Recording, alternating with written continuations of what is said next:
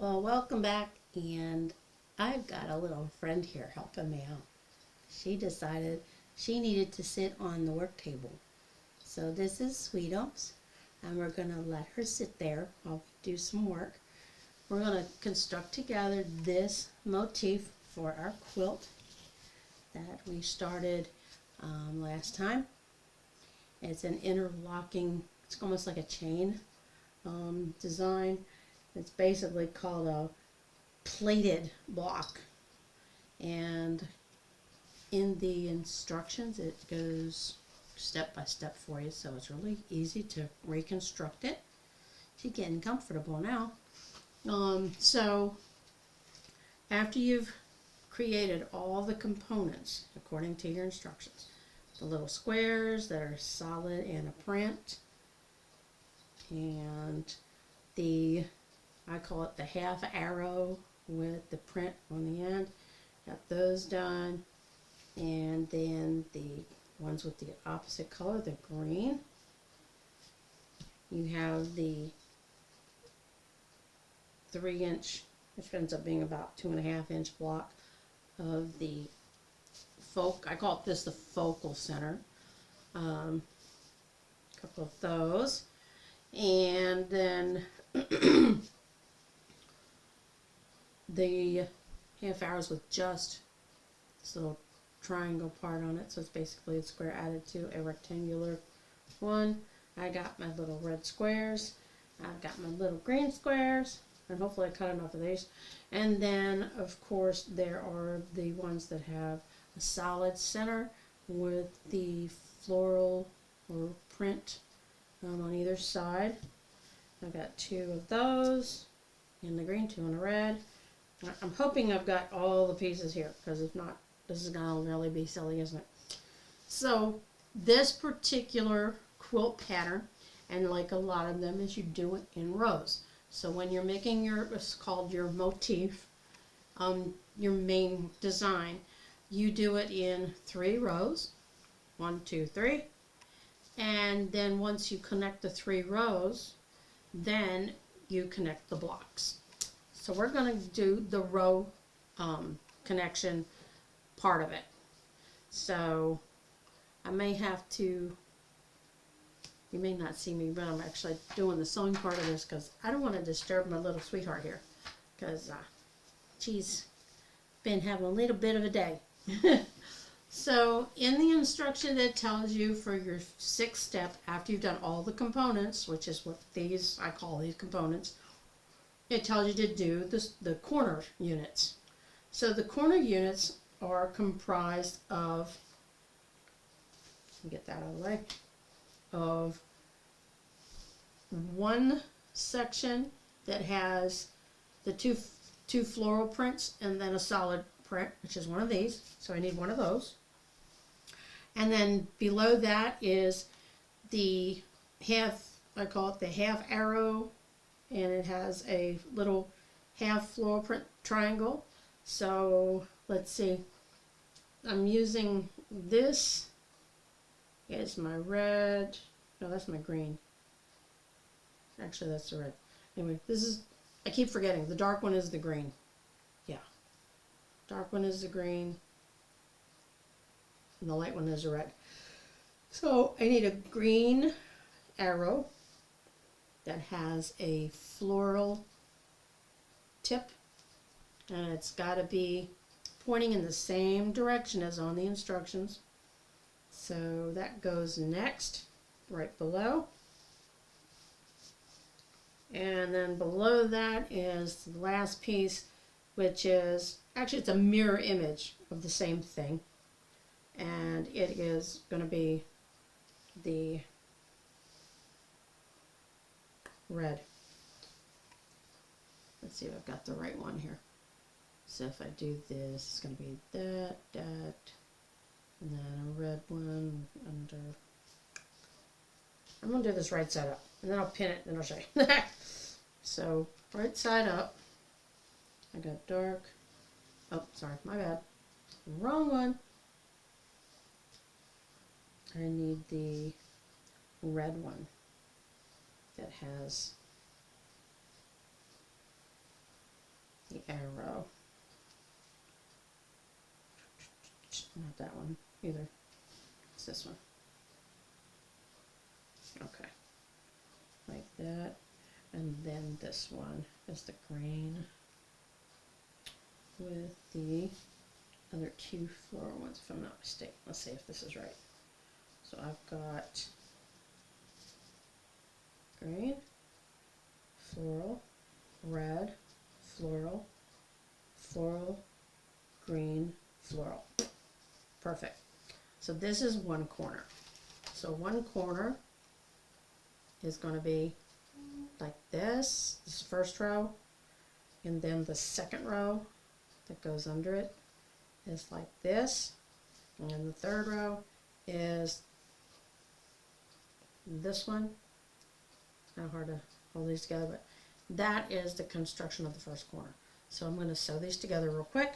If I can get around here, around the pooter head. We call it pooter head because it's a term of endearment when you have a kitty cat.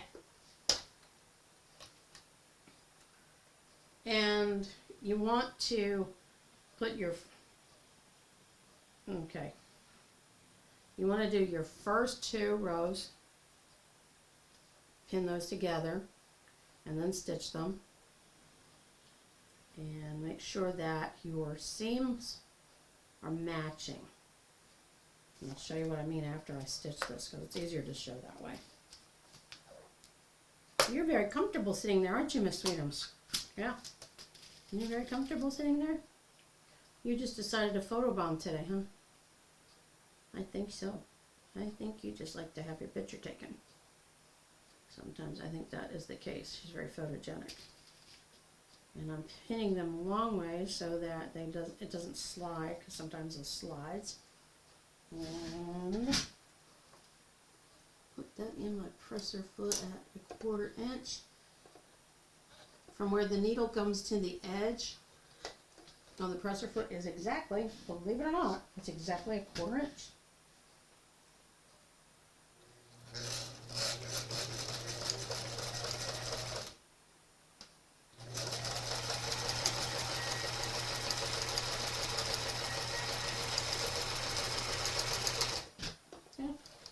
Now I don't worry about tying off at the end for the mere fact that I always put fusible interfacing on the back of my quilts to keep them, you know, staying in place, and it glues the thread endings.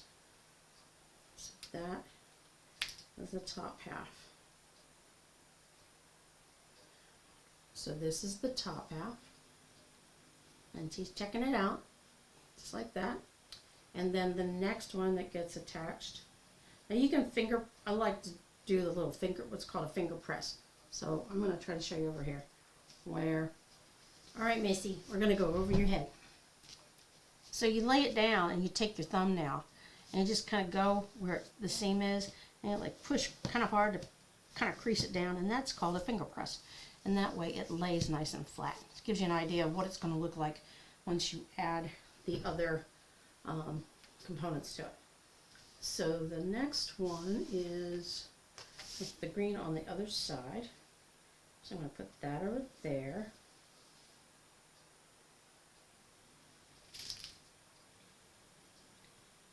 And pin that. Now the key is you do your vertical rows first. You don't want to do horizontal rows for it just works better the other way. I never understood why.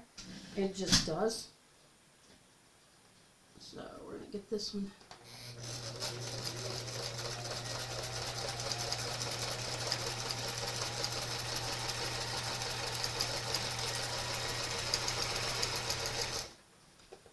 And I stitch a little bit past the edge, which is fine. And take those pins out. So basically, like a 9 patch, you end up with your corner being 3, 6, 9. And again, just kind of just do this little finger press thing right here. And now it's kind of like rectangular, and your seams are matching up from here to there. And so you want your seams matching up to make sure it stays square. Sometimes when these kind of stretch when you're cutting them, you kind of like play with them and stretch them back into shape, or you can steam press them out. So this is one corner. Now the other corner, so there will be two of these, two like this, and let's do the other one with the, actually with the green in it and the red outlining it. So in that case, we're going to have red with a green, this one, yep, and then a red with the flowers on the other side, so it goes this way. Correct. Yeah, I always double check myself because I want to make sure I sew them together correctly. So this, one thing you can also do, now when I pin these, I line up my seams on this side, and that way when I go to pin I know they're lined up. That's also why a lot of times I'll use the quilting pins and pin it in the center, so I go ahead and stitch this and then my seam doesn't slide around. So we're going to do that just like that, and this one has, why is that like that? Oh, I see. So if I go like this, did I do that backwards? I may have done that backwards. Hold on. This is with the red. This is with the green. And this green goes like this. Oh, I've got the wrong one on top. The wrong one on top. This is why you always double check what you're doing. Have the wrong one on top, because where that direction of that arrow is very important. So we're going to put that seam there, match it up, go to the other side,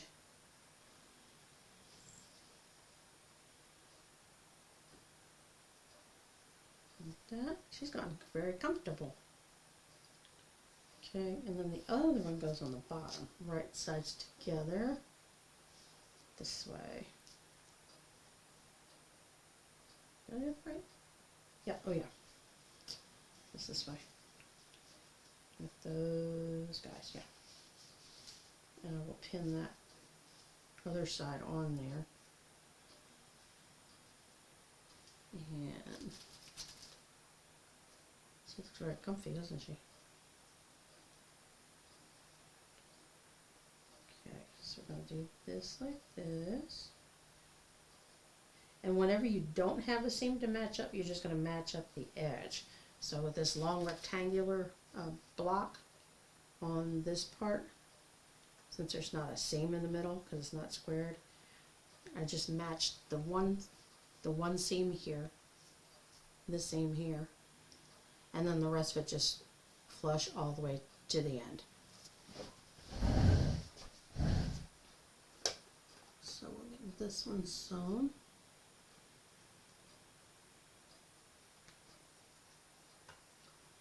Just like so.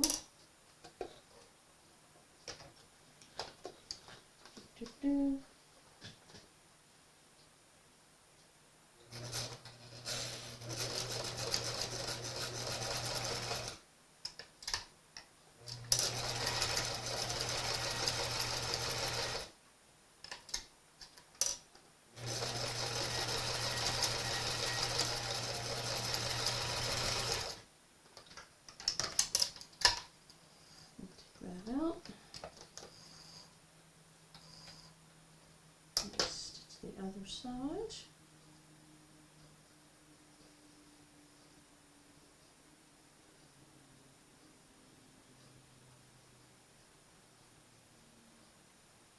Like this.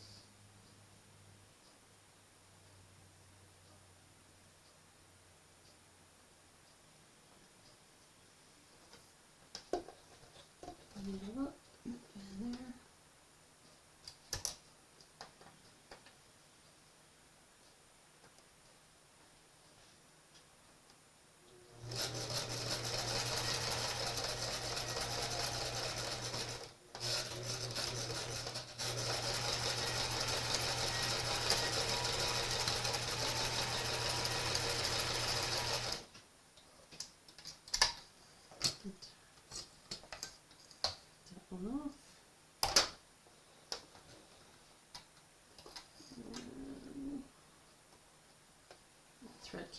popped out, so it's because I pulled on it. Right over there.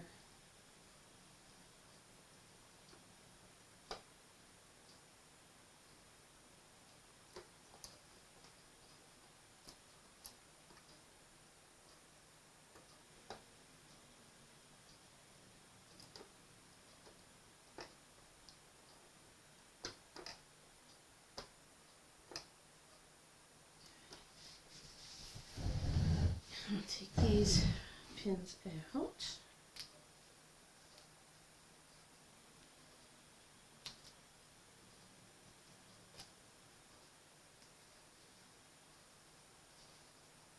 And this one comes on the other side.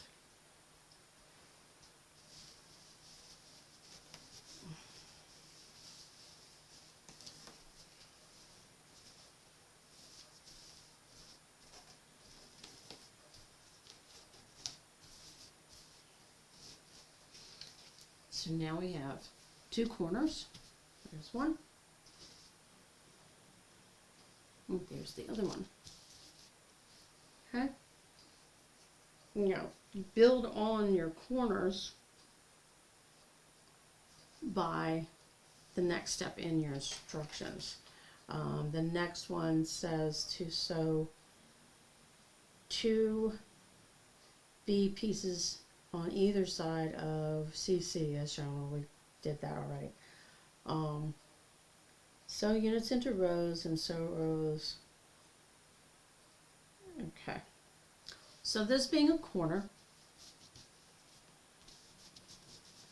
and in the diagram it has the corner, and you have to pay attention to which direction that center strip is pointing. So if it's pointing up this way, then this is actually the corner that goes on the opposite side. Actually it goes this way. Or actually, let me see. This is red, and it goes. This is where it can get confusing. So it's like you want to kind of lay it out. So what I'll do is I'll do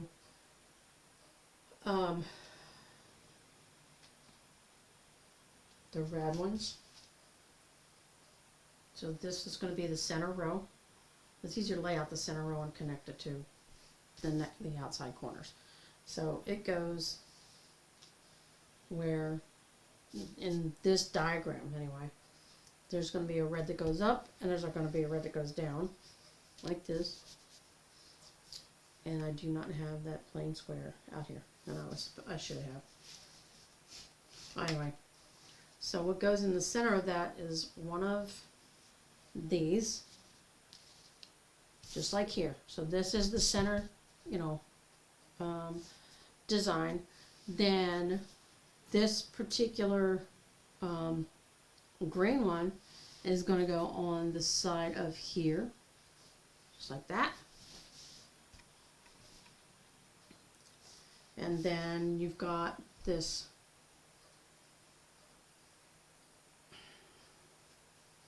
and this red one is going to go over on this side, just like that. And the corner piece here is going to be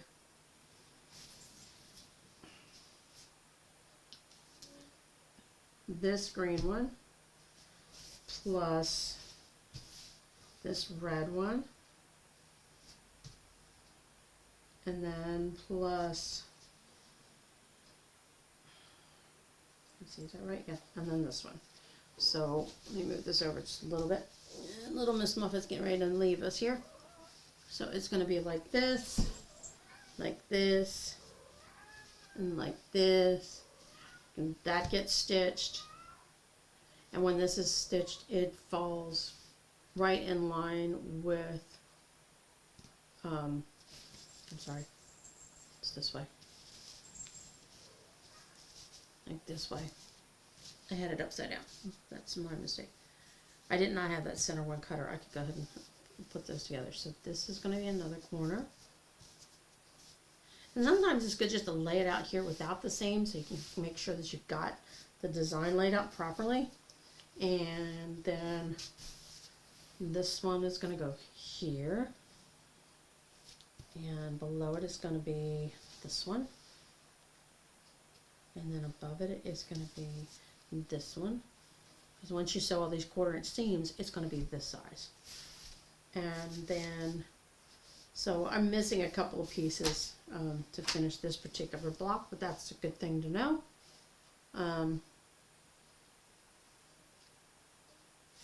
Season red. Then there's going to be, see, one.